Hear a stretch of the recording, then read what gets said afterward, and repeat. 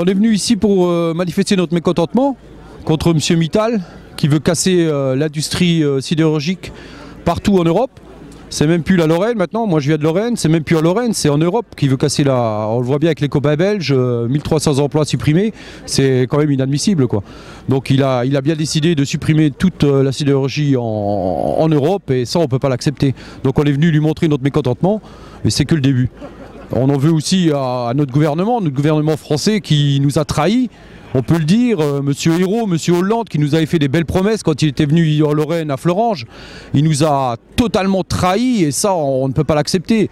Il a fait un accord avec Mittal qui est complètement scélérat, c'est un accord scélérat et ça, on ne peut pas l'accepter. C'est Mittal qui est tout bénéficiaire là-dedans. Il continue à toucher de l'argent de l'État et de l'argent de la communauté européenne et nous, on reste sur le carreau, il ferme nos usines et nous, on ne peut pas l'accepter. Il y a des milliers d'emplois, des milliers de familles qui vont rester sous le carreau à cause de ce monsieur-là. Et s'il croit, ce monsieur-là et le gouvernement français, monsieur Hérault et monsieur Hollande, qu'on va en rester là et qu'on va crever, je dis bien le mot crever, sans rien faire, ils se mettent le doigt dans l'œil. Les trois se mettent les doigts dans l'œil. Ils vont entendre parler des sidérurgistes. Et encore pour longtemps, ils vont entendre parler des sidérurgistes. Vous pouvez me croire. Maintenant, c'est même plus un problème français ou lorrain, c'est un problème européen. Donc il a bien décidé, il va falloir maintenant voir avec les copains de la Sidé Europe, se mettre d'accord et puis faire des actions beaucoup plus revendicatives et attaquer les gouvernements qui sont d'accord avec cette politique. Et ça, on ne peut pas l'accepter. On ne peut pas l'accepter des choses comme ça. C'est clair que maintenant on va passer la vitesse supérieure parce qu'on peut pas, on voit très bien où ça va nous mener tout ça, les politiques du gouvernement socialiste.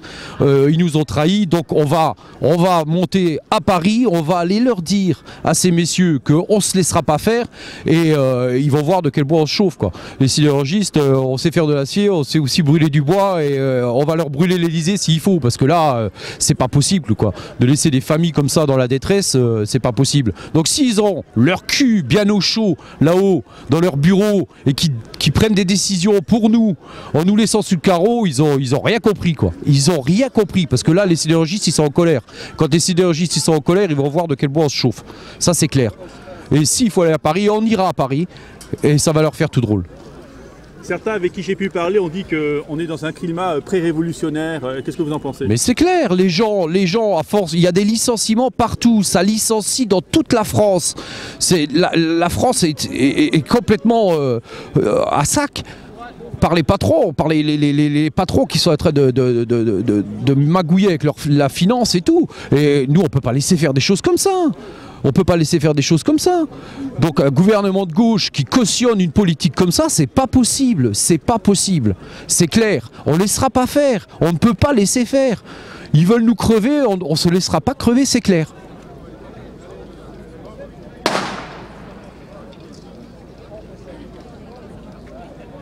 On en veut à tout le monde. On en veut à tous ceux qui nous enfument depuis le début. Il y en a marre de se faire enfumer. L'enfumage, c'est fini maintenant. Le changement, c'est maintenant. Eh ben le changement, c'est maintenant.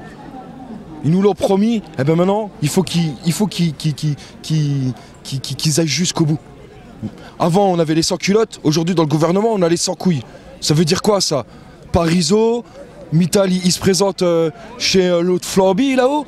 Et puis, du coup, qu'est-ce qui se passe? On a encore le plus mauvais désaccord qui tombe pour nous. On redonne encore du crédit à M. Mittal. M. Mittal qui a fermé une première fois Gandrange. Ensuite, il est venu fermer Liège et il est en train de fermer Florange. Mais ils n'ont toujours pas compris, ils vont réagir quand ces gens-là? Ils avaient la solution en main, ils avaient le repreneur, ils avaient tout. Donc maintenant, il faut prendre ses couilles à deux mains, il faut arrêter de se la branler le matin, et puis il faut agir.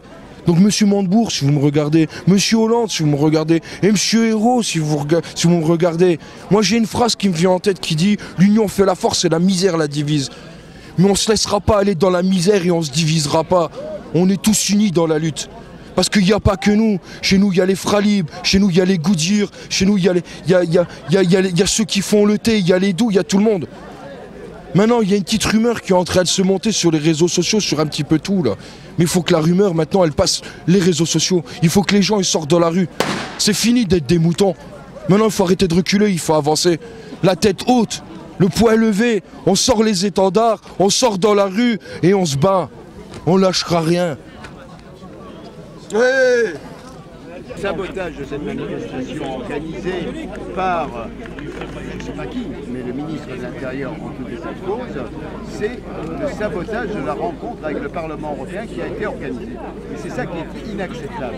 Alors que tout le monde reconnaît aujourd'hui que le débat, il doit se passer au niveau de l'Europe. La relance de la sidérurgie, la défense de l'emploi passe par l'Europe. Et quand je dis ça, je ne l'invente pas, c'est ce qu'a dit mot pour mot le président de la République, François Hollande, hier, devant le Parlement en plénière.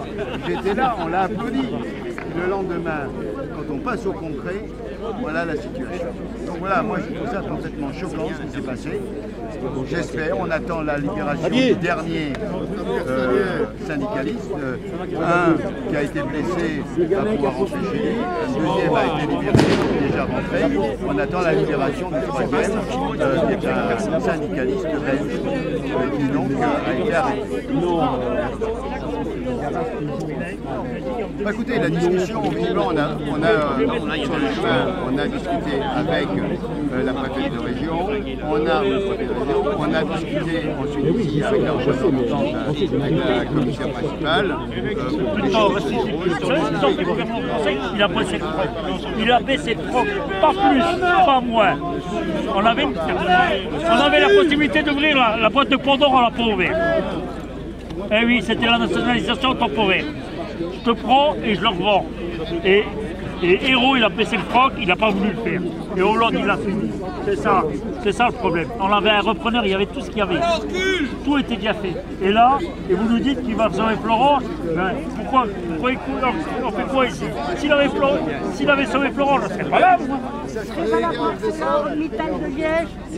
Non, mais c'est pas ça que je dis. Non, mais c'est pas ça.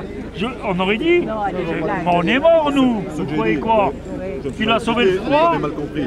Ce que je veux dire, c'est que si Hollande négocie avec Mittal, il choisira Florange plutôt que Liège. Non, c'est pas ça. Mittal, il joue avec les sites. J'enlève un, je donne un petit peu à l'autre. Vous savez, quand vous enlevez 20% de production dans une usine et vous ne mettez que 2% dans l'autre, vous avez perdu 18%. C'est ce qu'il fait, Mittal. C'est ce qu'il fait. C'est pas parce qu'il a enlevé à Liège qu'il va le mettre à Florange. Hein. On le saurait, ça. Les 7 lignes qu'il a fermées à Liège, il ne va pas les rouvrir à Florange. Hein. On est bien d'accord. Le mec, il veut plus d'action. Vérifie, mais... Et lui, il veut faire de l'acier low cost. Ça veut dire que votre bagnole, aujourd'hui, vous l'achetez 15 000 €. Dans 10 ans, vous allez la payer 60 000 € la même voiture. Parce que l'acier, le reste, 10 fois le prix, vous allez payer. D'abord, nous demandons Liège pacifiquement au départ pour soutenir la sidérurgie liégeoise, qui est quand même dans un état assez critique pour l'instant, parce que Mittal a décidé de fermer l'ensemble de la phase à chaud et la moitié des lignes du froid. Donc nous venions interpeller les parlementaires européens sur la problématique industrielle européenne, et plus particulièrement la sidérurgie liégeoise aujourd'hui, et à Florange aussi. Et voilà, il y avait une vingtaine de cars au nord de Liège. Je pense qu'il y a eu des mesures de fouille de la part des forces de l'ordre qui étaient excessives, voire vexatoires. Et il y a eu une charge rapide dès que les derniers cars sont arrivés ici. Donc je trouve le déploiement de force un peu excessif. Les méthodes employées aussi. On se demande si c'est dans un état de droit. Voilà, c'est assez interpellant. Est-ce qu'en Belgique aussi le climat est insurrectionnel? Est-ce qu'il y a un sous-jacent de révolution comme en France? Ben, oui, évidemment. Donc à partir du moment où les travailleurs se retrouvent privés de leur emploi par la décision d'un seul homme, tout cela pour s'enrichir de manière personnelle, ça les interpelle. Quand ils manifestent, que ce soit à Bruxelles ou à Namur, où là aussi les forces de l'ordre sont devant eux et les combattent plutôt que d'essayer de les aider, c'est interpellant. Et donc oui, évidemment que la population, et pas que les travailleurs concernés, toute la population commence à se demander ce qui se passe, de quel côté sont nos hommes politiques et les représentants de l'ordre. Oui, fatalement, nous sommes une délégation de Belgique, hein, donc délégation syndicale. Nous avons été reçus par le Parlement européen. On était bien reçus, effectivement. On a été dans la première salle où il y avait le parlementaire M. Tajani, hein, qui s'occupe, lui, principalement de tout ce qui est l'industrie. Lui, il nous dit que depuis 2009, Tout est mis en œuvre pour avancer sur la problématique Mittal, puisque bon, comme tout le monde le sait, Mittal est venu en Europe pour nous détruire, pour nous manger, pour prendre tout ce qui est les aspects techniques, amélioration. Donc il faut savoir que Florange et Liège, nous avons beaucoup de produits de très haute valeur ajoutée, donc c'est très important. Qu'est-ce qu'il fait? Il prend tous les brevets et il les amène dans les pays émergents. Donc là où la main-d'œuvre coûte moins cher et où, je veux dire, arrêter une ligne, bon, il n'y a pas de problème, il n'y a pas de syndicat, on arrête, on redémarre, on travaille à la carte. Donc nous, ce que nous sommes venus dire ici, après avoir vu le Parlement wallon en Belgique, donc à Namur, et puis nous avons vu le Parlement fédéral à Bruxelles, on a été voir les ministres là-bas, qui s'indignent tous de la manière où Mittal agit, puisque bon, ils demandent des quotas de CO2, alors que les industries sont à l'arrêt, donc ils demandent encore des quotas de CO2, donc il n'est gêné pour rien du tout, donc tant qu'il y est, il y fonce. Il a demandé à avoir des intérêts notionnels, parce que bon, vous savez que chez nous en Belgique, il y a des avantages pour les sociétés extérieures, pour qu'ils investissent en Belgique, donc il y a des intérêts notionnels qui se chiffrent à centaines de millions d'euros, donc il est venu chercher tout ça, et maintenant qu'il a pris tout ce qu'il pouvait prendre, et encore, puisqu'il maintenant en Belgique, on nous arrête 795 personnes en 2012 et 1300 en 2013, donc on était 3000, et on ne sera plus que 800. Enfin, on sera, les gens qui resteront seront plus que 800. Et toutes les machines, tous les avantages s'en vont, les brevets s'en vont. Donc nous, en venant ici au Parlement européen, on voulait vraiment que le Parlement sache très bien ce que Mittal fait. Donc nous avons été vus par Isabelle Durand de Belgique. Il y avait plusieurs parlementaires qui nous disent tous que effectivement c'est difficile à faire torcher le bras, plier le bras de M. Mittal, mais qu'il y aura toujours moyen de faire quelque chose. Parce que nous, ce qu'on demande, c'est qu'il y ait un repreneur, c'est qu'on ne laisse pas à l'arrêt des outils qui rapportent de l'argent à la Belgique. Voilà. Est-ce que vous n'avez pas l'impression qu'en fait on a laissé M. Mittal acheter tout ça justement parce qu'il pensait que de toutes les façons il y avait un déclin un peu inexorable et qu'ils se sont dit autant qu'on dise que c'est la faute aux méchantes ogres plutôt que ce soit la faute ici dans l'idée parce qu'ils n'avaient pas l'idée ou ni l'envie de soutenir le secteur? Non, ne pas soutenir le secteur. Moi, je pense que c'est un secteur qui a énormément de possibilités, surtout de se faire de l'argent, parce que M. Mittal, lui, ce qu'il veut, c'est plus d'argent et avoir le pouvoir de plus en plus. Donc, moi, je pense que ça a été avec ses complices, parce que bon, il y a quand même des grands représentants, donc ces bras droits qui sont au Luxembourg, qui sont M. Van Polvoort et M. Imp, qui eux nous donnent des chiffres qui ne sont pas la réalité. Parce que nous, en tant que délégation syndicale, évidemment, nous avons des affiliés dans toutes les branches et nous savons très bien ce que la société rapporte, ce qu'elle fait, ce qu'elle coûte, Donc il faut savoir que tout ce qu'on a fait depuis 2007, 2008, 2009, la fermeture du chaud, la réouverture du chaud, l'alliance chaud et froid, puis de nouveau recouper le chaud et le froid. Donc tout ça, ça a fait que ça a plombé Liège. Et plus on avance, plus ça coûte cher. Donc qu'est-ce qu'ils disent? Liège n'est plus compétitif, donc on arrête Liège. Et qu'est-ce qu'ils faisaient? Ils mettaient Liège en concurrence avec Florange, avec Brême, avec Foss, avec Dunkerque. Et donc tout le monde se battait l'un l'autre. Et puis chaque fois qu'on travaillait, les chiffres n'étaient pas bons. Vous êtes trop cher, on doit fermer, on doit faire ceci, on doit faire cela. Donc on a redémarré le chaud de Liège, il faut savoir, le chaud de Liège, donc les hauts fourneaux, à 50% d'ouvriers. Donc 50% et on a travaillé.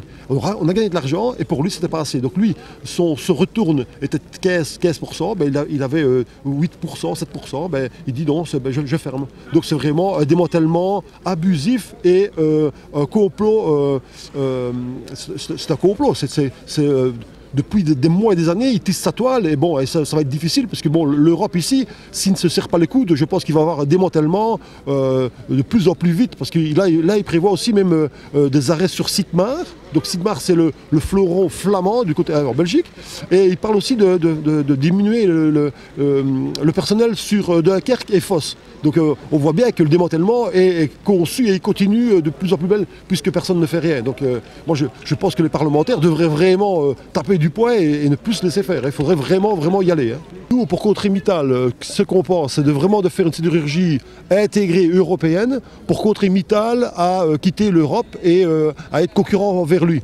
Donc si tous les pays se mettent ensemble, Italie, Espagne, France, Belgique, Luxembourg, je pense qu'il y aura vraiment un gros pouvoir, une grosse puissance européenne, et Mittal, on le compterait à libérer ses outils et de les laisser. Et donc il quitte l'Europe et bon, il continue dans ces pays émergents. Hein. Il vampirise les aciéries et les outils sidérurgiques. Voilà, c'est ça. Voilà, il vampirise. Donc il vient prendre tout ce qu'il peut prendre, il ne réinvestit dans rien, parce que bon, je reparle encore une fois sur la Belgique, mais la Belgique, il avait dit qu'il donnerait 5 € de coût sur les bénéfices pour redynamiser les industries. Hein, donc redynamiser l'outil. Mais je peux vous assurer qu'à Liège, par exemple, hein, on va prendre Liège, tous les outils que mes collègues là, sont en train de travailler dessus, on les répare avec des fils de fer, avec du papier collant. Donc on ne répare plus rien. Donc il vampirise, donc c'est vraiment aller prendre tout ce qu'il peut, écraser le citron, et puis bon, quand il aura tout mangé, tout pris, il partira. Voilà. Donc il faut vraiment une puissance européenne pour contrer ce phénomène en fait.